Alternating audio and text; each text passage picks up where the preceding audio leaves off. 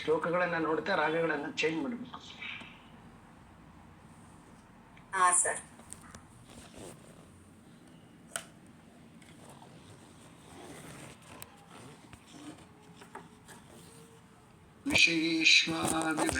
ವಿಷಚ್ಚೇತಃ ಸಂಕಲ್ಪಯತಿ ತದ್ಗುಣಾನ್ ಸಮ್ಯಕ್ ಸಂಕಲ್ಪನಾತ್ ಕಾಮಃ ಕಾಮಾತ್ ಪುಂಸ ಪ್ರವರ್ತನಂ ತತಃ ಸ್ವರೂಪ ವಿಭ್ರಂಶೋ ಭ್ರಷ್ಟಸ್ತು ಪತತ್ಯದಃ ಪತಿತಸ್ಯ ವಿನಾನಾಶಂ ಪುನರ್ನಾರೋಹ ಈಕ್ಷತೆ ಸಂಕಲ್ಪಂ ವರ್ಜಯೇತ್ ತಸ್ಮಾತ್ ಸರ್ವಾನರ್ಥಸ್ಯ ಕಾರಣಂ ಅಪತ್ಯಾನಿ ಹಿ ವಸ್ತೂನಿ ವ್ಯಾಧಿಗ್ರಸ್ತೋ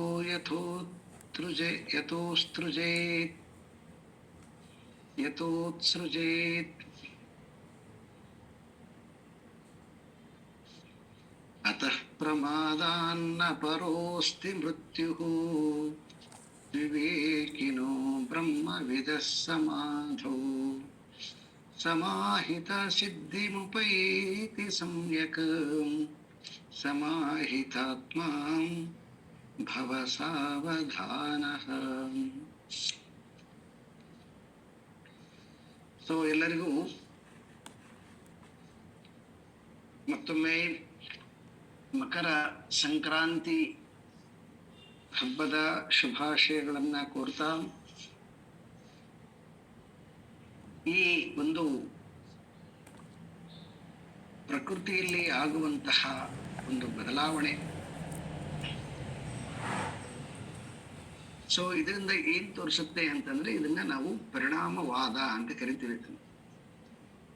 ಪರಿಣಾಮವಾದ ಅಂತಂದ್ರೆ ನೇರವಾಗಿ ನಾವು ಮತ್ತೆ ನೈಯಾಯಿಕರ ಮತಕ್ಕೆ ಹೋಗೋದಲ್ಲ. ಜಗತ್ತಿನಲ್ಲಿ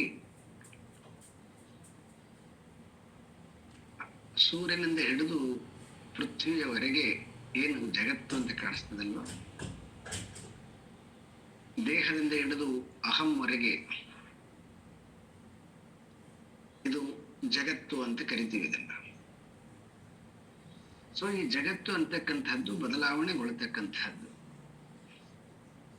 ಈ ಬದಲಾವಣೆ ಏತಕ್ಕೋಸ್ಕರ ಅಂತಂದ್ರೆ, ಬದಲಾವಣೆ ಅದು ಪ್ರಕೃತಿಯ ಪರಿವರ್ತನೆಗೋಸ್ಕರ ಅಂತ.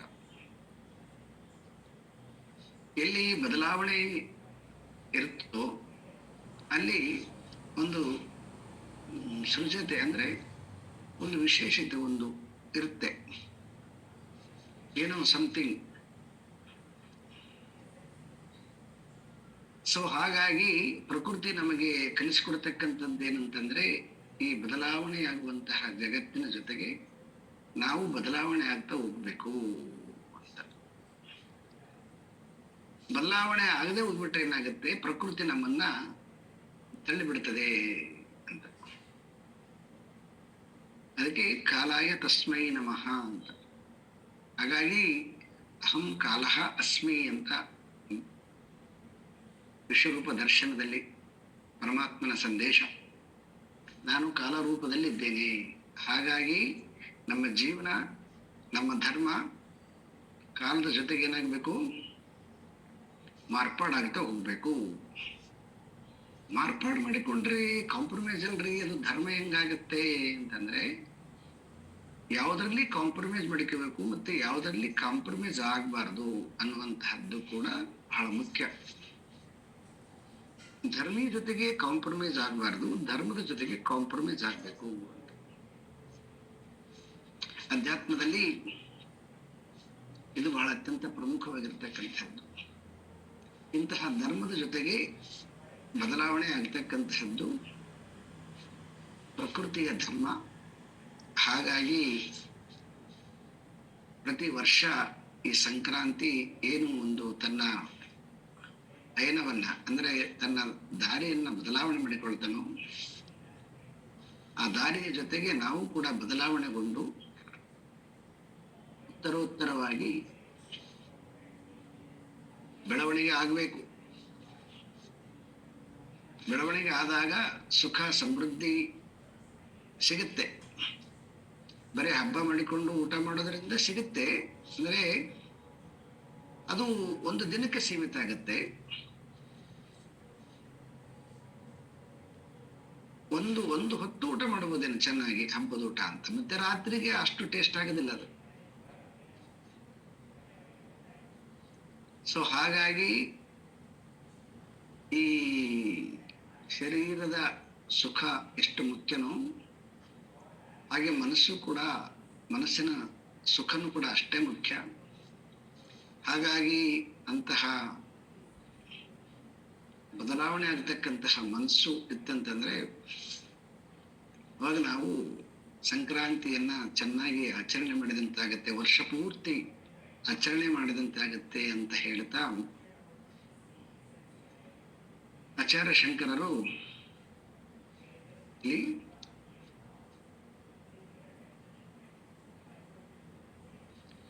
ವಿಶೇಷ ವಿಷಚ್ಛೇತ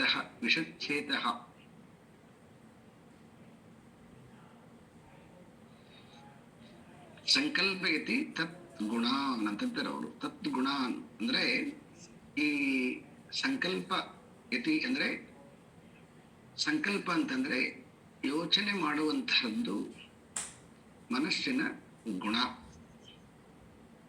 ಏನನ್ನ ಯೋಚನೆ ಮಾಡುತ್ತಂದ್ರೆ ವಿಷಯೇಶು ಅಂತ.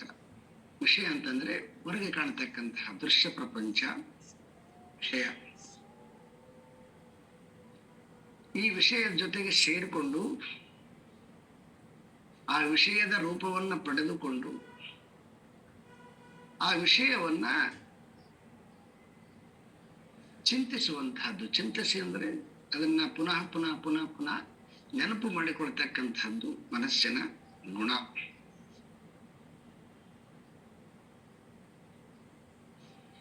ಹಾಗೆಯೇ ಆ ವಿಷಯದ ರೂಪವನ್ನ ಪಡೆದು ಬಿಟ್ಟು ಏನಾಗುತ್ತೆ ಅಂದ್ರೆ ಸಮ್ಯಕ್ ಸಂಕಲ್ಪನಾತ್ ಕಾಮಃ ಅಂತ. ಆ ವಸ್ತುವನ್ನ ನೋಡ್ತಾ ನೋಡ್ತಾ ನೋಡ್ತಾ ವಸ್ತುವನ್ನ ಯೋಚನೆ ಮಾಡ್ತಾ ಮಾಡ್ತಾ ವಸ್ತುವಿನ ಜೊತೆಗೆ ಸಹಜವಾಗಿ ಬಯಕೆ ಬಂದ್ಬಿಡ್ತದೆ ಅಂತ. ಸಂಕಲ್ಪನಾತ್ ಕಾಮಃ. ಕಾಮ ಅಂತಂದ್ರೆ ಬಯಕೆ. ಕಾಮಾತ್ ಪುಂಸಃ ಪ್ರವರ್ತನಂ. ಹಾಗೆ ಯಾವಾಗ ಕಾಮ ಅಂದ್ರೆ ಯಾವಾಗ ಬಯಕೆ ಬರಕ್ ಶುರುವಾಗುತ್ತೋ ಆ ಬಯಕೆ ಶುರುವಾದಗಳಿಗೆ ಅದೇನಾಗುತ್ತದು ಮನುಷ್ಯ ಪ್ರವರ್ತನಂ ಅಂದ್ರೆ ಆ ವಿಷಯದ ಜೊತೆಗೆ ಚಲಿಸಿಬಿಡ್ತಾನೆ ಅಂತ. ಇದು ಈ ಎಲ್ಲ ನಾನು ಈ 3 ಶ್ಲೋಕ 328 ತನಕ ಓದ್ದೆ. ಇದೆಲ್ಲ ಗೀತೆಯಲ್ಲಿ ನಾನು ಮೊನ್ನೆ ಹೇಳಿದ್ನಲ್ವ ಶ್ಲೋಕಗಳನ್ನ. ಯಾವುದು ಶ್ಲೋಕದು ಯಾವ್ದು ಹೇಳಿದೇನ್ರಿ? ಭಗವದ್ಗೀತೆದ್ದು ಇದು ಸ್ಥಿತಪ್ರಜ್ಞ ಲಕ್ಷಣ ಶ್ಲೋಕ ಅಂತ ಹೇಳಿದ್ನಲ್ಲ, ನೆನಪಿದೆ?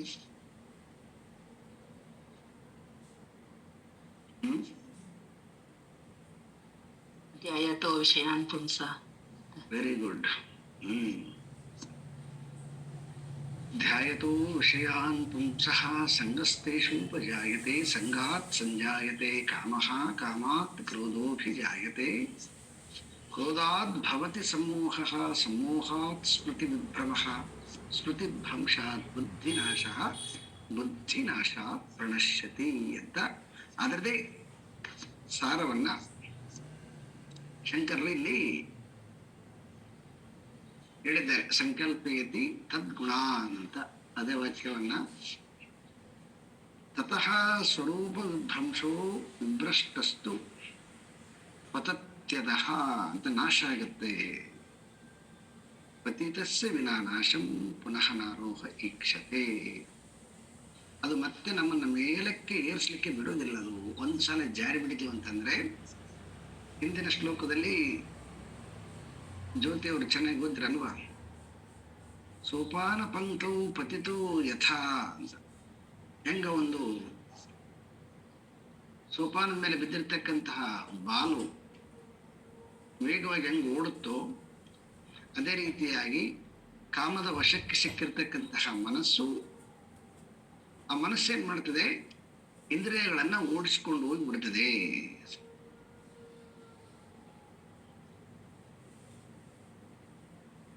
ಅದಕ್ಕೆ ಅವರು ಒಂದು ಎಕ್ಸಾಂಪಲ್ ಕೊಡ್ತಾರೆ, ಅಪತ್ಯಾನಿ ಹಿ ವಸ್ತೂನಿ ವ್ಯಾಧಿಗ್ರಸ್ತೋ ಅಂತ. ಕೆಳಗಡೆಗೆ ಅಪತ್ಯಾನಿ ಹಿ ವಸ್ತೂನಿ ವ್ಯಾಧಿಗ್ರಸ್ತೋ ಸಂಕಲ್ಪಂ ವರ್ಜಯೇ ತಸ್ಮಾತ್ ಸರ್ವ ಅನರ್ಥಸ್ಯ ಕಾರಣಂ ಅಂತ. ಹಾಗಾಗಿ ಸೊ ಈ ಯೋಚನೆ ಮಾಡತಕ್ಕಂಥ ಪ್ರಕ್ರಿಯೆಯನ್ನ ನಿರೋಧ ಮಾಡಬೇಕು ಅಂತ. ಅದಕ್ಕೆ ಹೇಗೆ ಡಾಕ್ಟ್ರು ಒಂದು ಪತ್ತೆ ಹೇಳ್ತಾರಲ್ವಾ, ಯಾವುದಾದ್ರೊಂದು ಕಾಯಿಲೆ ಇತ್ತಂತಂದ್ರೆ ಇದನ್ನ ತಿನ್ಬೇಡ್ರಿ ಅಂತ ಹೇಳ್ಬಿಟ್ಟು ವೈದ್ಯರವರು ಹೇಳ್ತಾರೆ. ಅದನ್ನ ಹೇಳಿದ್ಮೇಲೆ ಏನ್ ಮಾಡ್ಬೇಕು, ಅದನ್ನ ಹೆಂಗ ನಾವು ನಿಷೇಧ ಮಾಡ್ತೀವೋ ಹಾಗೆ ಇಲ್ಲಿ ನಾವು ವಿಷಯಗಳನ್ನ ನಿಷೇಧ ಮಾಡಬೇಕು. ಹಾಗೆ ನಿಷೇಧ ಮಾಡಿದ್ವಿ ಅಂತಂದ್ರೆ ಅವಾಗ ಯತಃ ಉತ್ಸೃಜೇತ್ ಅಂತ, ಯತಃ ಉತ್ಸೃಜೇತ್. ಅವಾಗ ಅದೇನಾಗುತ್ತೆ, ಸೊ ಆ ವಿಷಯ ಹೆಂಗ ಅದನ್ನ ನಾವು ತಿನ್ನೋದ್ ಬಿಟ್ಟಿವಿ ಅಂದ್ರೆ ಆ ತಿನ್ನುವಂತಹ ಪದಾರ್ಥ ನಮ್ಮಿಂದ ಹೆಂಗ ದೂರ ಆಗುತ್ತೋ ಹಂಗ ಯೋಚನೆಗಳು ದೂರ ಆಗ್ತವೆ ಅಂತ ಈ 3 ಶ್ಲೋಕಗಳ ಒಟ್ಟು ಒಂದು ಸಂಕ್ಷಿಪ್ತ ಸಾರ. ಇದನ್ನ ಸ್ವಲ್ಪ ಡೀಪ್ ಆಗಿ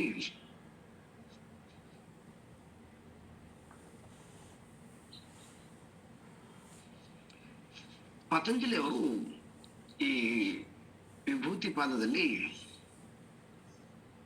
ಸಿದ್ಧಿಗಳನ್ನ ಪಡೆದುಕೊಳ್ಳಿಕ್ಕೆ, ಅಂದ್ರೆ ಸಮಾಧಿಯನ್ನ ಸಿದ್ಧಿಯನ್ನು ಪಡೆದುಕೊಳ್ಳಿಕ್ಕೆ ಬಹಳ ಪ್ರಮುಖವಾಗಿರ್ತಕ್ಕಂತಹ ಪರಿಣಾಮವಾದವನ್ನ ಹೇಳ್ತಾರೆ ಅವರು. ಕ್ರಮಾನ್ಯತ್ವಂ ಪರಿಣಾಮಾನ್ಯತ್ವೇ ಪರಿಣಾಮ ಅನ್ಯತ್ವೇ ಹೇತು ಅಂತ ಒಂದು ಸೂತ್ರ. ಆ ಸೂತ್ರವನ್ನ ಹಾಗೆ ಮತ್ತೆ ಮುಂದುವರಿಸಿ, ನಿರೋಧ ಧರ್ಮ ಸಂಸ್ಕಾರಾಹ ಪರಿಣಾಮ ಅತಃ ಜೀವನಂ ಚೇಷ್ಟಾ ಶಕ್ತಿಶ್ಚ ಚಿತ್ತಸ್ಯ ಧರ್ಮ ದರ್ಶನ ವರ್ಜಿತಾಹ ಅಂತ. ಈ ಶ್ಲೋಕದಿಂದ ಒಂದು ಆಳವಾಗಿರ್ತಕ್ಕಂಥ ವಿಷಯಗಳನ್ನ ಅವು ಮನುಷ್ಯನ ಮೇಲೆ ಹೆಂಗ ಪರಿಣಾಮ ಮಾಡ್ತವೆ ಮತ್ತೆ ಅವ್ರನ್ನ ಹೆಂಗ ನಾವು ನಿರೋಧ ಮಾಡಬಹುದು ಅನ್ನುವಂತಹ ವಿಷಯವನ್ನ ಇವತ್ತೊಂದು ಸ್ವಲ್ಪ ಸೈಂಟಿಫಿಕ್ ಆಗಿ ವೈಜ್ಞಾನಿಕ ಹಿನ್ನೆಲೆಯಲ್ಲಿ, ವೈಜ್ಞಾನಿಕ ಹಿನ್ನೆಲೆ ಅಂದ್ರೆ ವಿಜ್ಞಾನವಾನ್ ಅಂತಂದ್ರೆ ಬುದ್ಧಿಯಿಂದ ಚರ್ಚೆ ಮಾಡೋಣ ಅಂತ. ಸೈಂಟಿಫಿಕ್ ಅಂದಗಳಿಗೆ ಮತ್ತೆ ಯಾವುದೋ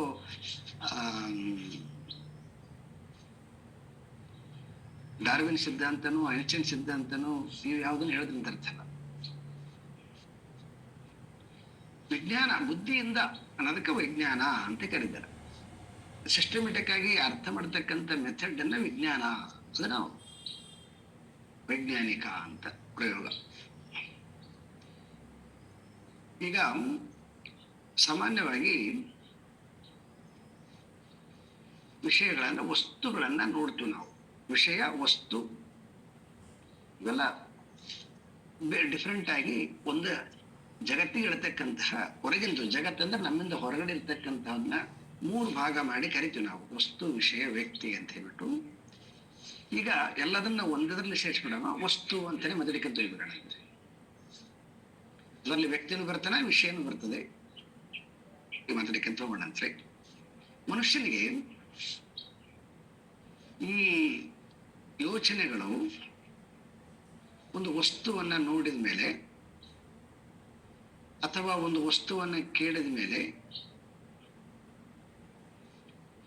ಒಂದು ವಿಷಯವನ್ನ ಕೇಳಿದ ಮೇಲೆ, ಒಂದು ವಸ್ತುವನ್ನ ನೋಡಿದ ಮೇಲೆ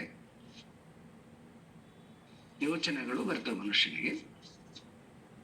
ಮತ್ತೆ ಆ ಕೇಳಿರ್ತಕ್ಕಂತಹ, ನೋಡಿರ್ತಕ್ಕಂತಹ ಅನುಭವದ ಮೇಲೆ ಮತ್ತೊಂದು ವಿಷಯವನ್ನ ಮನಸ್ಸು ಸೃಷ್ಟಿ ಮಾಡುತ್ತೆ. ಹೌದ್ರಾ? ಇದಕ್ಕಿಂತ ಇನ್ನೊಂದು ಪ್ರಕ್ರಿಯೆ ಏನಾದ್ರೂ ಇದೆಯಾ?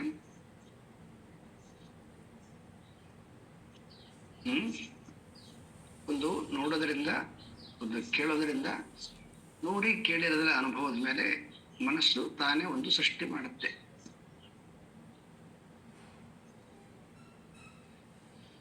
ಹೌದಲ್ರಿ ರತ್ನವ್ರೆ?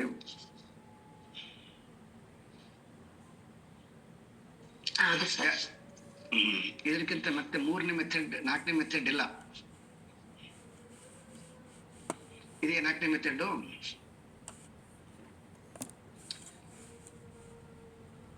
ಹೇಳಿರೋದು ಮತ್ತೆ ಒಳಗೆ ಹೋಗಿರುವ ಅನುಭವದಿಂದ.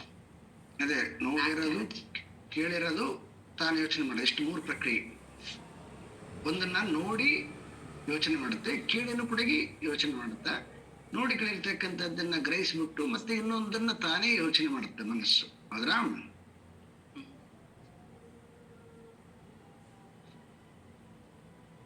ನಾನೇನು ಹೇಳ್ತೀನೋ ಅದನ್ನ ಹಂಗ ನೀವು ಏನ್ ಮಾಡಬೇಕು, ಗ್ರಹಿಸಿ ಅದನ್ನ ನೋಡ್ಬೇಕು. ಅದನ್ನ ಇಷ್ಟಕ್ಕಿಂತ ಇನ್ಯಾವುದರಿಂದ ಮತ್ತೇನಾದರೂ ಸಾಧ್ಯತೆ ಇದೆಯಾ?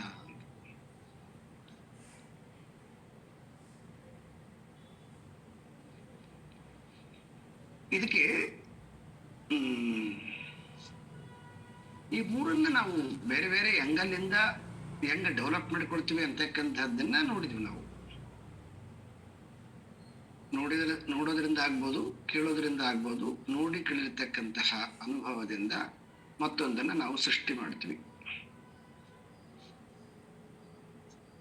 ಇದಕ್ಕೆ ಪತಂಜಲಿ ಅವರು ಯಾವಾಗ ಮನುಷ್ಯ ಪ್ರತ್ಯಾಹಾರ ಅಂತ ಕರೀತಾರೆ. ಅವರು ಪ್ರತ್ಯಾಹಾರ ಅಂತಂದ್ರೆ ಇಂದ್ರಿಯಗಳ ಮೇಲೆ ಅವನು ಸಂಯಮವನ್ನ ಸಾಧಿಸಿರ್ತಾನೆ. ಇಂದ್ರಿಯಗಳ ಮೇಲೆ ಸಂಯಮ ಅಂತಂದ್ರೆ ಮತ್ತೆ ಬ್ರಹ್ಮಚಾರಿಯಾಗಿರ್ಬೇಕಂತ ಅರ್ಥ ಮಾಡಬಾರ್ದು. ಇಂದ್ರಿಯಗಳ ಮೇಲೆ ಸಂಯಮ ಅಂತಂದ್ರೆ ಒಂದು ವಸ್ತುವನ್ನ ಅತ್ಯಂತ ಸ್ಪಷ್ಟವಾಗಿ ನೋಡುವಂತಹ ಒಂದು ಕುಶಲತೆ ಬರುತ್ತೆ ಮನಸ್ಸಿನಲ್ಲಿ ಅಂತ. ಸಂಯಮ ಅಂತಕ್ಕಂಥ ಶಬ್ದವನ್ನು ಅವರು ಧಾರಣ ಧ್ಯಾನ ಸಮಾಧಿಗೆ ಆ 3ನ್ನ ಧಾರಣ ಧ್ಯಾನ ಸಮಾಧಿಗೆ 3ನ್ನ ಎಲಿಮೆಂಟ್ಸ್ನ ಅವರು 3 ಸ್ಟೆಪ್ಸ್ಗಳನ್ನ ಒಂದೇ ವಾಕ್ಯದಲ್ಲಿ ಸಂಯಮ ಅಂತ ಕರೀತಾರೆ. ಅಂದ್ರೆ ಒಂದು ವಸ್ತುವಿನ ಮೇಲೆ ಫೋಕಸ್ ಮಾಡ್ತಾನೆ, ಫೋಕಸ್ ಮಾಡಿರ್ತಕ್ಕಂಥದ್ದನ್ನ ಧ್ಯಾನಿಸ್ತಾನೆ. ಧ್ಯಾನ ಅಂದ್ರೆ ಅದನ್ನ ಪರಿಶೀಲನೆ ಮಾಡ್ತಾನೆ. ಪರಿಶೀಲನೆ ಮಾಡಿ ಸಮಾಧಿ ಅಂತಂದ್ರೆ ವಸ್ತುವನ್ನ ಸ್ಪಷ್ಟವಾಗಿ ಬಿಡಿಸ್ಬಿಡ್ತಾನೆ ಅಂತ.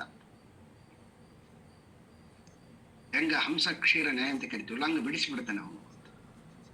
ಇದು ವಸ್ತು ದರ್ಶನದಲ್ಲಿ ಧ್ಯಾನ ಅಂದ್ರೆ ಒಳಗಡೆ ಕುಂತ್ಕೊಂಡು ಕಣ್ಣು ಮುಚ್ಕೊಂಡು ಕುತ್ಕೊಂಡು ಮಾಡ್ತಿರಲ್ಲ ಆ ಧ್ಯಾನ, ಅದು ಸೆಕೆಂಡ್. ಅದು ಮೊದಲು ಹೊರಗಡೆಗೆ. ಇದು ಒಂದು ವಸ್ತುವನ್ನ ನೋಡ್ಬೇಕು, ವಸ್ತುವನ್ನ ಪರಿಶೀಲಿಸ್ಬೇಕು, ಪರಿಶೀಲಿಸಿದ ಮೇಲೆ ವಸ್ತು ಚೆನ್ನಾಗಿ ಅದನ್ನ ಭಾಗ ಮಾಡಿಬಿಡ್ಬೇಕು, ಅದನ್ನ ಭೇದಿಸಿಬಿಡ್ಬೇಕು ಅಂತ. ಅದಕ್ಕೆ ಅವ್ರು ಏನ್ ಹೇಳ್ತಾರೆ, ಒಂದು ಎಕ್ಸಾಂಪಲ್ ಕೊಡ್ತಾರೆ. ಒಂದು ಎಕ್ಸಾಂಪಲ್ ಸುಂದರವಾಗಿರ್ತಕ್ಕಂಥದ್ದು ಯಾವುದಂತಂದ್ರೆ ಪಿಂಡ, ಘಟ ಮತ್ತೆ ಪಿಂಡ, ಘಟ ಮತ್ತೆ ಕಪಾಲ ಅಂತ 3 ಎಕ್ಸಾಂಪಲ್ ಕೊಡ್ತಾರೆ. ಪಿಂಡ, ಘಟ, ಕಪಾಲ ಅಂತ.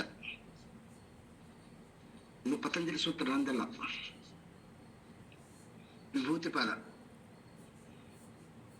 ಯಾರು ಇದ್ರೆ ತಕೊಳ್ಳಿ, ಪತಂಜಲಿ ಸೂತ್ರ ಬುಕ್ ಇತ್ತಂದ್ರ ನಿಮ್ಗೆ ಚೆನ್ನಾಗಿರುತ್ತೆ. ಸೂತ್ರ ವಿಭೂತಿಪಾದ, ಸೂತ್ರ 15.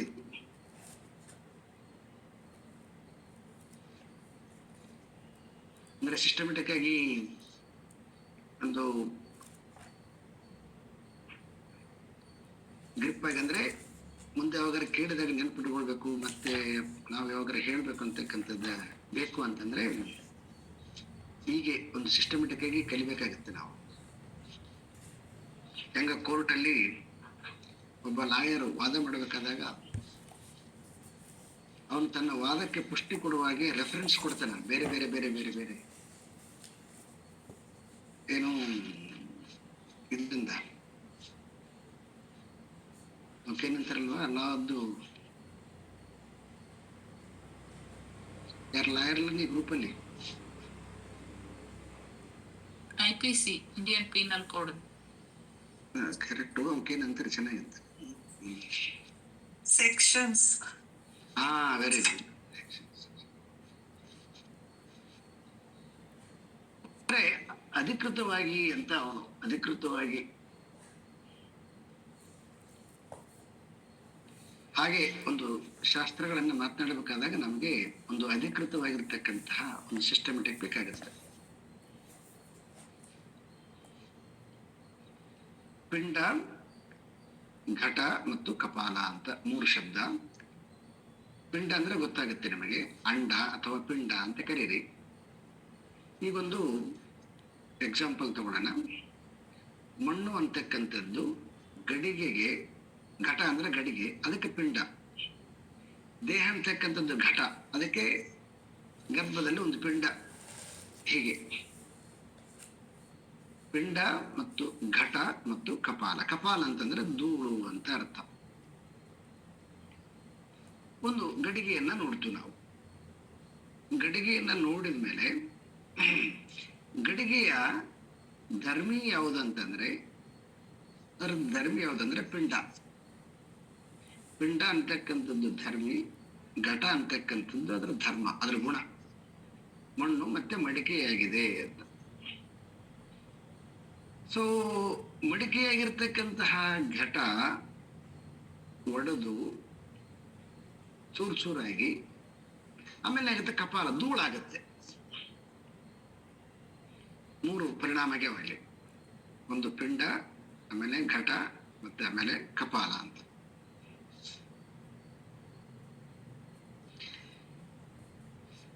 ಕೆಲವೊಬ್ಬರು ಧೂಳೇ ಬೇರೆ, ಘಟನೆ ಬೇರೆ ಮತ್ತು ಮಣ್ಣೆ ಬೇರೆ ಅಂತ ಪೂರ್ಣ ಮಂದಮತಿಗಳು. ಮಣ್ಣಿಗೆ ಮತ್ತು ಗಡಿಗೆಗೆ ಮತ್ತು ಧೂಳಿಗೆ ಇರ್ತಕ್ಕಂತಹ ಒಂದು ಸೂತ್ರವನ್ನ ಅರಿಯಲಾರದೆ ಅವ್ರೇನ್ ಮಾಡ್ತಾರ, 3 ಬೇರೆ ಬೇರೆಯಾಗಿ ಮಾಡ್ತಾರೆ. ಇದು 1ನೇ ವರ್ಗದವರು.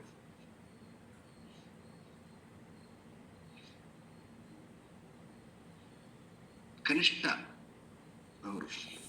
ಇನ್ನು 2ನೇ ವರ್ಗದವ್ರು ಏನ್ ಮಾಡ್ತಾರೆ ಅಂತಂದ್ರೆ, ಘಟ ಮತ್ತು ಧೂಳನ್ನ ಎರಡನ್ನ ಒಂದೇ ಮಾಡ್ತಾರ. ಇನ್ನು 3ನೇ ವರ್ಗದವರು, 1ನೇ ವರ್ಗದವನಿದ್ದಾನೆ, ಮಧ್ಯಮ ವರ್ಗದವನು, ಕನಿಷ್ಠ ವರ್ಗದವನು, ಮಧ್ಯಮ ವರ್ಗದವನು ಮತ್ತೆ ಉತ್ತಮ ವರ್ಗದವನಂತ. ಅವನೇನ್ ಮಾಡ್ತಾನೆ, ಧರ್ಮಿ ಒಂದನ್ನ ಅರ್ಥ ಮಾಡ್ಕೊಂಬಿಟ್ನಂದ್ರೆ ಧರ್ಮ ಎಲ್ಲವೂ ಅರ್ಥ ಆಗತ್ತೆ ಅಂತಂತ ನಾವು.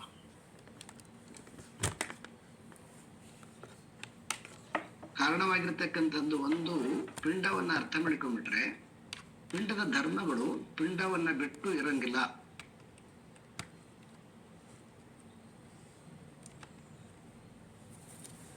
ಇದು ಪ್ರತ್ಯಾಹಾರಿ ಪ್ರಾಕ್ಟೀಸ್ ಮಾಡಿದಾಗ ಆಗತಕ್ಕಂತಹ ಸಿದ್ಧಿ ಇದು. ಹಾಗೆ ನೀವು ಯಾವುದೇ ಒಂದು ಜಗತ್ತಿನ ವಸ್ತುಗಳನ್ನ ತಗೊಂಡ್ರಿ ಅಂತಂದ್ರೆ ಆ ಎಲ್ಲ ವಸ್ತುಗಳು ಧರ್ಮಿಯನ್ನ ಬಿಟ್ಟು ಇರಕ್ ಸಾಧ್ಯ ಇಲ್ಲ. ಧರ್ಮಿ ಗೊತ್ತಾಗಲಾರದನೆ ಬರೀ ಧರ್ಮದಲ್ಲಿ ಉಳ್ಕೊಂಡ್ವಿ ಅಂತಂದ್ರೆ ಅವಾಗ ನಮಗ ಅನೇಕ ರೀತಿಯಾಗಿರ್ತಕ್ಕಂತಹ ಯೋಚನೆಗಳು ಬರ್ಲಿಕ್ಕೆ ಸಾಧ್ಯತೆ ಇದೆ. ಈಗ ಹೆಂಗ ನೀವು ಒಂದು ಜ್ಯುವೆಲರಿ ಶಾಪಿಗೆ ಹೋದ್ರಿ ಅಂತಂದ್ರೆ ಆ ಜ್ಯುವೆಲರಿ ಶಾಪಿಗೆ ಹೋದಾಗ ಅಲ್ಲಿರ್ತಕ್ಕಂಥ ಆಭರಣಗಳ ಮೇಲೆನೆ ನಿಮ್ದು ಕಾನ್ಸಂಟ್ರೇಷನ್ ಇತ್ತಂತಂದ್ರೆ ಅವಾಗ ಅಲ್ಲಿರ್ತಕ್ಕಂಥ ಎಲ್ಲ ಡಿಫ್ರೆಂಟ್ ಆಗಿರ್ತಕ್ಕಂತಹ ಆಭರಣಗಳು ನಿಮ್ಗೆ ಕಾಣಿಸ್ಕೊಳ್ತಾವ. ಕರೆಕ್ಟ್ ವ್ಯವಹಾರ ಹಾಗೆ ಮಾಡ್ಬೇಕು. ಆದ್ರೆ ನಾವು ಎಲ್ಲಿಂದ ಆಗಿದ್ದೇವೆ ಅಂತ ನೋಡಿದ್ವಿ ಅಂದ್ರೆ ಅವಾಗ ಅದು ಒಂದೇ ಒಂದು ಮಣ್ಣಿನಿಂದ ಆಗಿದ್ದೇವೆ ಅಂತಕ್ಕಂಥದ್ದು ಗೊತ್ತಾಗುತ್ತೆ.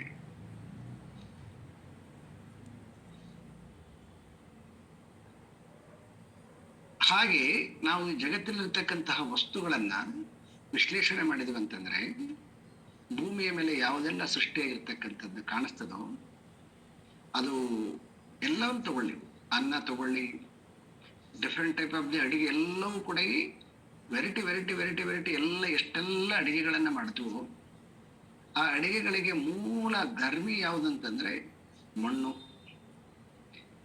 ಮತ್ತೆ ಏನೆಲ್ಲ ಪಾತ್ರೆಗಳಿಂದ ಊಟ ಮಾಡ್ತೀವಿ ಆ ಪಾತ್ರೆಗಳಿಗೆ ಮೂಲ ಧರ್ಮಿ ಯಾವುದಂತಂದ್ರೆ ಅದು ಮಣ್ಣೆ. ಯಾಕಂದ್ರೆ ಮಣ್ಣಿಂದನೇ ಕೆಬ್ಬಣ ಬರ್ತಕ್ಕಂಥದ್ದು, ಮಣ್ಣಿನಿಂದನೇ ಚಿನ್ನ ಬರ್ತಕ್ಕಂಥದ್ದು, ಮಣ್ಣಿನಿಂದನೇ ಎಲ್ಲ ಖನಿಜ ಪದಾರ್ಥಗಳು ಎಲ್ಲ ಬರ್ತಕ್ಕಂಥವು ಮಣ್ಣಿನಿಂದನೇ, ಮತ್ತೆ ಹುಟ್ಟತಕ್ಕಂಥವು ಎಲ್ಲವೂ ಮಣ್ಣಿನಿಂದನೇ. ಹೆಂಗ ಒಂದು ಪಿಂಡವನ್ನ ನೋಡಿದ ಮೇಲೆ ಘಟವನ್ನ ಮತ್ತೆ ಕಪಾಲವನ್ನ ನೋಡುವಾಗ ಘಟ ಮತ್ತು ಕಪಾಲಗಳು ಅಷ್ಟು ಪರಿಣಾಮಕಾರಿಯಾಗಿ ಪಿಂಡವನ್ನ ಅನುಭವಿರೋನಿಗೆ ಅವು ಅಡ್ಡಿ ಆಗೋದಿಲ್ಲ. ಅವು ಪಿಂಡ ಜ್ಞಾನ ಇಲ್ಲದೆ ಇರೋವನಿಗೆ ಅಡ್ಡಿ ಆಗ್ತಾವು. ಆದ್ರೆ ಪಿಂಡ ಜ್ಞಾನ ಇರೋವನಿಗೆ ಘಟ ಆಗಲಿ ಕಪಾಲ ಆಗಲಿ ಪರಿಣಾಮ ಮಾಡಂಗಿಲ್ಲ. ಹಾಗೆ ಜಗತ್ತಿನ ಎಲ್ಲ ವಸ್ತುಗಳು ನಮಗೆ ಭೂಮಿಯಿಂದನೇ ಉತ್ಪತ್ತಿ ಆಗ್ತವೆ. ಸಕಲಕ್ಕೆ ಭೂಮಿಯ ಕಾರಣ. ಈ ಭೂಮಿಯಲ್ಲಿರ್ತಕ್ಕಂಥ ವಸ್ತುಗಳು ಯಾವುವು ನಾವು ನೋಡ್ತೀವಿ, ಯಾವುದನ್ನ ಕೇಳ್ತೀವಿ, ಯಾವುದನ್ನ ಯೋಚನೆ ಮಾಡ್ತೀವಿ, ಅದಕ್ಕೆ ಕಾರಣ ಏನು ಅಂತಂದ್ರೆ ಅದಕ್ಕೆ ಒಂದೇ ಒಂದು ಕಾರಣ. ಯಾವುದು ಅಂತಂದ್ರೆ ಅದಕ್ಕೆ ಕಾಮ ಅಂತಕ್ಕಂಥದ್ದು ಒಂದು ಕಾರಣ ಅಂತ. ಬಯಕೆ ಇದ್ದಾಗ ನೋಡೋದು, ಬಯಕೆ ಇದ್ದಾಗ ಕೇಳೋದು, ಬಯಕೆ ಇದ್ದಾಗ ಯೋಚನೆ ಮಾಡೋದು. ಬಯಕೆ ಇಲ್ದಿರ್ತಕ್ಕಂಥವ್ನು ನೋಡ್ತಾನೆ, ಆದ್ರೆ ಯೋಚನೆ ಮಾಡಂಗಿಲ್ಲ. ಮಗು ನೋಡ್ತದೆ, ಯೋಚನೆ ಮಾಡಂಗಿಲ್ಲ ಅದ್ರ ಬಗ್ಗೆ. ಈಗ ನಮಗಾಗಿರೋದು ದೊಡ್ಡವ್ರು ಆದ್ಮೇಲೆ ತಾನೆ, ಯಾವಾಗ ನಮ್ಮ ಒಳಗಡೆಗೆ ಬೆಳೆದ ಮೇಲೆ ಅದನ್ನ ಮಾಡ್ಬೇಕು ಇದನ್ನ ಮಾಡ್ಬೇಕು ಅಂತಕ್ಕಂಥ ಆಸೆಗಳನ್ನ ಹೊತ್ತುಕೊಂಡ ಮೇಲೆ ಶುರುವಾಗಿರ್ತಕ್ಕಂಥದ್ದು. ಸೊ ಹಾಗಾಗಿ ಯಾರು ಈ ಧರ್ಮವನ್ನ ನೋಡ್ತಾ ಧರ್ಮಿಯನ್ನ ನೋಡಿ ಧರ್ಮದ ಸ್ವಭಾವವನ್ನ ಅರ್ಥ ಮಾಡಿಕೊಂಡ್ಬಿಡ್ತಾನೆ, ಅವಾಗ ಯೋಚನೆಗಳು ಯಾವಾಗ ಅವನು ಕಾರಣ ಎಲ್ಲದಕ್ಕೂ ಕೂಡ ಈ ಜಗತ್ತಿನಲ್ಲಿರ್ತಕ್ಕಂಥ ವಸ್ತುಗಳು ಎಲ್ಲವೂ ಕೂಡ ಮಣ್ಣಿನಿಂದಾಗಿರ್ತಕ್ಕಂಥವು. ಆ ಮಣ್ಣಿನಿಂದ ಹುಟ್ಟಿರ್ತಕ್ಕಂತಹ ಎಲ್ಲ ಬಯಕೆಗಳು ಅವು ನನ್ನ ಕಾಮದಿಂದನೇ ಕಾಣಿಸಿಕೊಳ್ತಕ್ಕಂಥವು ಅಂತ ಯಾವಾಗ ಅವನು ನಿರ್ಧಾರ ಮಾಡ್ತಾನೆ, ಅವಾಗ ಚಿತ್ತವೃತ್ತಿ ನಿರೋಧ ತುಂಬಾ ಈಜಿ ಅಂತಂತಾರೆ ಅವರು.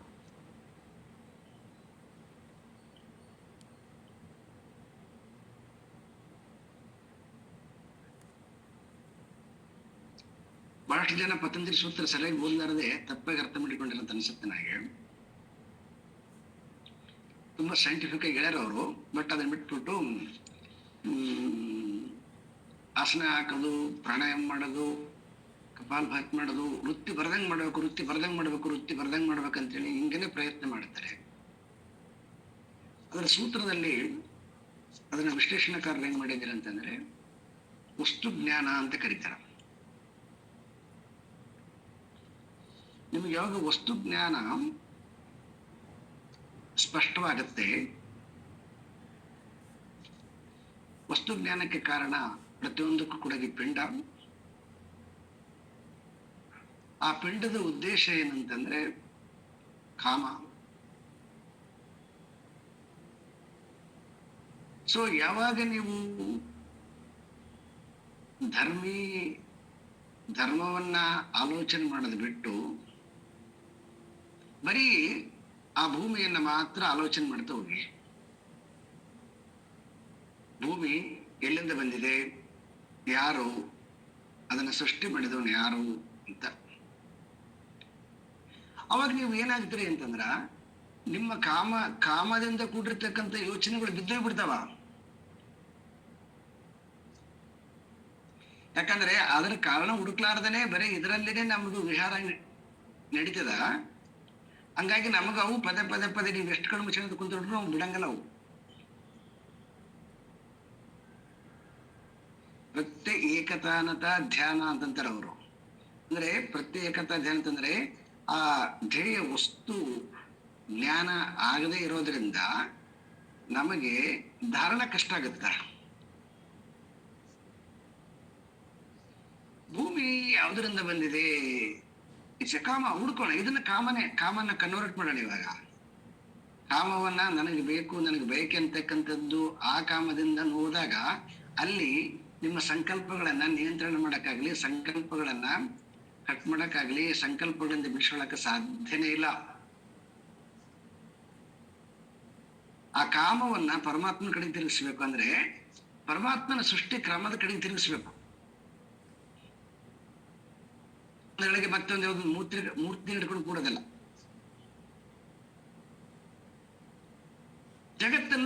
ವಿಶ್ಲೇಷಣೆ ಮಾಡ್ತಕ್ಕಂಥದ್ದು. ಇಷ್ಟು ಅಗಾಧವಾಗಿರ್ತಕ್ಕಂತಹ, ಇಷ್ಟು ಸೃಜನಾತ್ಮಕವಾಗಿರ್ತಕ್ಕಂಥದ್ದು, ಇಷ್ಟು ಚಲನಶೀಲವಾಗಿರ್ತಕ್ಕಂಥದ್ದು. ಇದ್ರ ಮೇಲೆ ಕುತ್ಕೊಂಡು ನೀವು ಧ್ಯಾನ ಮಾಡ್ರಿ ನೋಡೋಣ. ನಿಮಗೆ ಧ್ಯಾನ ಅದ್ರ ಬಗ್ಗೆ ನಿಮಗೆ ನಾಲೆಡ್ಜ್ ಬಂದ್ಬಿಡ್ಲಿ, ಆ ಧ್ಯಾನ ಎಲ್ಲವೂ ಕೂಡ ಅತ್ಯಂತ ಆನಂದ ಕೊಡುತ್ತಾ.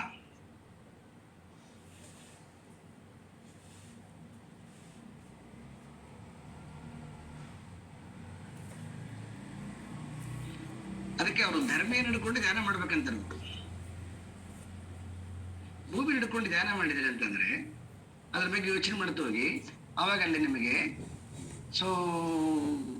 ಕಾಮಕ್ಕೆ ಸಂಬಂಧಪಟ್ಟಿರ್ತಕ್ಕಂಥ ಯೋಚನೆಗಳು ಹೆಂಗ ನಿಮ್ಗೆ ಸುಖ ದುಃಖ ಕೊಡ್ತಾವೋ ಹಾಗೆ ಸುಖ ದುಃಖ ಕೊಡದೆ ನಿರಂತರವಾಗಿ ಪ್ರೋಗ್ರೆಸ್ ಆಗ್ತಾ ಹೋಗ್ಬಿಡ್ತದ, ಬೆಳವಣಿಗೆ ಆಗ್ತಾ ಹೋಗ್ಬಿಡ್ತದ ಯೋಚನೆ ಅಲಹರಿ. ನಿಮ್ ತಾಕತ್ತು ಎಲ್ಲಿ ತನಕ ನಿಮ್ಗೆ ಭೂಮಿ ಬಗ್ಗೆ ನಾಲೆಡ್ಜ್ ಇದೆಯೋ ಅಲ್ಲಿ ತನಕನೂ ಕೂಡ ತಗೊಂಡು ಹೋಗ್ತದ. ಅದು ಒಂದೇ ಧ್ಯಾನ ಆಗತ್ತದು. ಪ್ರತ್ಯಯ ಏಕತಾನತ ಧ್ಯಾನ ಅಂತ. ಪ್ರತ್ಯಯ ವಸ್ತು, ಆ ಭೂಮಿ ಒಂದು ಪ್ರತ್ಯಯ, ಅದ್ರ ಮೇಲೆನೆ ಬೆಳೀತಾ ಹೋಗೋದು.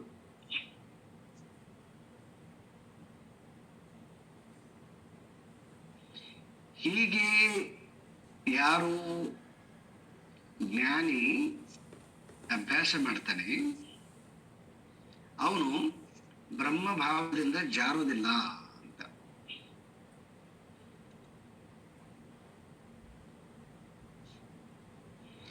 ಒಂದು ವೇಳೆಯಾಗಿ ಜಾರಿದ್ನಂತಂದ್ರೆ ಅವಾಗ ಅವನ ಪಿಂಡದ ಬಗ್ಗೆ ಜ್ಞಾನ ಸ್ಪಷ್ಟತೆ ಇಲ್ಲ ಅಂತ. ಪಿಂಡದ ಬಗ್ಗೆ ಸ್ಪಷ್ಟತೆ ಜ್ಞಾನ ಇಲ್ಲದೆ ಇದ್ದಾಗ ಅವಾಗ ಮೃತ್ಯು ಅಂದ್ರೆ ಡಿಸ್ಟರ್ಬ್ ಆಗ್ತಕ್ಕಂಥದ್ದು ಸಹಜ ಇದೆ. ಅತಃ ಪ್ರಮಾದ ಅಂದ್ರೆ ಪ್ರಮಾದ ಅಂತ ನಾವು ನೋಡಿದೇವಲ್ಲ ಶಬ್ದನ. ಪ್ರಮಾದ ಅಂದ್ರೆ ಮರುವಾಗಿ ಬಿಡ್ತದೆ. ಅವನಿಗೆ ಏನ್ ಮರುವಾಗತ್ತೆ ಅಂತಂದ್ರೆ ಕುತ್ಕೊಂಡು ಭೂಮಿ ಬಗ್ಗೆ ಯೋಚನೆ ಮಾಡ್ಬೇಕು, ಭೂಮಿ ಬಗ್ಗೆ ಚಿಂತನೆ ಮಾಡ್ಬೇಕು ಅಂತಕ್ಕಂಥದ್ದನ್ನ ಬಿಟ್ಟು ಭೂಮಿಯಿಂದ ಉತ್ಪನ್ನವಾಗತಕ್ಕಂತಹ ವಸ್ತುಗಳು ನನಗೇನು ಫಲವನ್ನು ಕೊಡ್ತವೆ ಅಂತ ನೋಡಿದ್ವಿ ಅಂತಂದಾಗ ಅವಾಗ ಅದು ಧ್ಯಾನಕ್ಕೆ ಮೃತ್ಯು ಅಂತ, ಧ್ಯಾನದ ಗತಿಯಲ್ಲಿ ಮೃತ್ಯು ಅಂತ.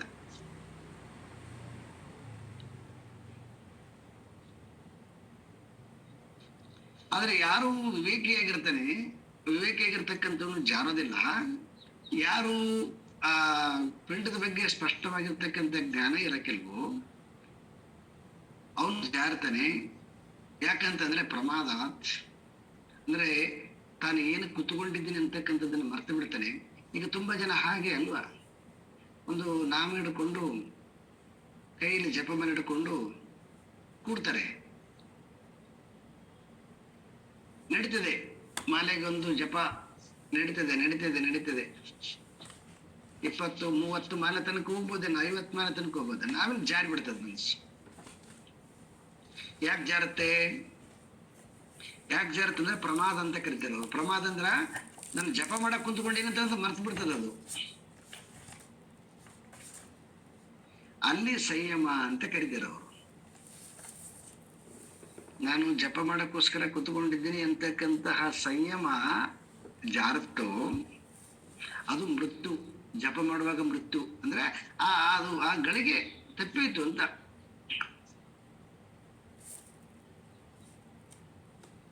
ಮೃತ್ಯು ಒಂದು ಗಳಿಗೆ ಮತ್ತೆ ಹೆದರ್ಕೋಬೇಕಾಗಿಲ್ಲ, ಸಾವಂತ ಅರ್ಥ ಅಲ್ಲ. ಆ ನಿರ್ದಿಷ್ಟ ಒಂದು 5 ನಿಮಿಷದ ಸಮಯಕ್ಕ ಅದು ಮೃತ್ಯು ಆಗಿಬಿಟ್ಟಿದೆ ಅಂದ್ರೆ ನಾಶ ಆಗಿಬಿಡ್ತು. 5 ನಿಮಿಷ ಸಮಯ ವೇಸ್ಟ್ ಆಯ್ತು, ಅದಕ್ಕೋಸ್ಕರ ಕೊಟ್ಟಿದ್ದೆ ನಾನು, ವೇಸ್ಟ್ ಆಯ್ತು ಅಂತ.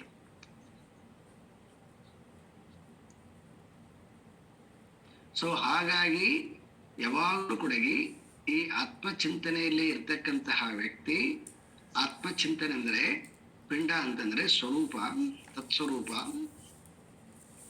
ತತ್ಸ್ವರೂಪದಿಂದ ಜಾರದಂತೆ ಯಾವಾಗಲೂ ಕೂಡ ಬ್ರಹ್ಮಜ್ಞಾನಿಯಾಗಿರ್ತಕ್ಕಂಥವ್ನು ಎಚ್ಚರವಾಗಿರ್ಬೇಕು. ಒಂದು ವೇಳೆ ಎಚ್ಚರ ತಪ್ಪಿದರೆ ಅದನ್ನ ಮೃತ್ಯು. ಹಾಗಾಗಿ ವಿವೇಕಿನಃ ಬ್ರಹ್ಮವಿದ ಸಮಾಧವು. ಹಾಗಾಗಿ ಸಮಾಧವು ಅಂದ್ರೆ ಸಮಾಧಿಯಲ್ಲಿ ಸ್ಥಿತನಾಗಿರ್ತಕ್ಕಂತಹ ವಿವೇಕಿಯಾಗಿರ್ತಕ್ಕಂಥ ಬ್ರಹ್ಮಜ್ಞಾನಿ ಸಮಾಹಿತ ಸಿದ್ಧಿ ಉಪೈತಿ ಸಮ್ಯಕ್ ಅಂದ್ರೆ ಯಾರು ಸಮಾಹಿತನಾಗಿರ್ತಾನೋ ಅವನು ಆ ಧ್ಯಾನದಿಂದ ಅವನು ಅಸ್ಥಿರಗೊಳ್ಳೋದಿಲ್ಲ. ಧ್ಯಾನದಿಂದ ಅಸ್ಥಿರಗೊಳ್ಳೋದಿಲ್ಲ ಅಂತಂದ್ರೆ ಅರ್ಥ ಏನಾಯ್ತು ಅಂದ್ರೆ ಅವನಿಗೆ ಸಮಾಧಿ ಅಂತಕ್ಕಂಥದ್ದು, ಧ್ಯಾನ ಅಂತಕ್ಕಂಥದ್ದು ಧ್ಯಾನಿಸಿ ಸಿದ್ಧನಾದ, ಈಗ ಧ್ಯಾನ ಸಿದ್ಧನಾದಂತ ಸಿದ್ಧಿ ಅಂದ್ಗಳಿಗೆ ಮತ್ತೆ ಯಾವ ಕಲ್ಪನೆ ಬರಬಾರ್ದು. ಸಿದ್ಧಿ ಅಂದ್ರೆ ಮೇಲೆ ಅದ್ರ ಮೇಲೆ ಕಂಟ್ರೋಲ್ ಅಂತ, ಮಾಸ್ಟರಿ ಓವರ್ ದಿ ಮೈಂಡ್ ಅಂತ, ಅದ್ರ ಮೇಲೆ ಕಂಟ್ರೋಲ್ ಬಂದ್ಬಿಡುತ್ತೆ ಅವನಿಗೆ. ಸಮಾಹಿತ ಆತ್ಮ ಭವ ಸಾವಧಾನ.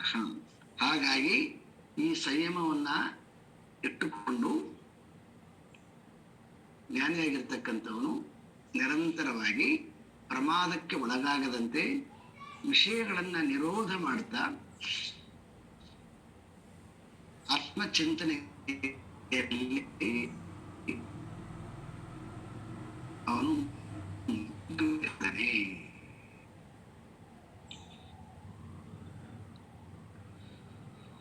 ಓಂ ಪೂರ್ಣಮದಃ ಪೂರ್ಣಮಿದಂ ಪೂರ್ಣಾತ್ ಪೂರ್ಣಮುದಚ್ಯತೆ ಪೂರ್ಣಸ್ಯ ಪೂರ್ಣಮಾದಾಯ ಪೂರ್ಣಮೇವಾವಶಿಷ್ಯತೆ.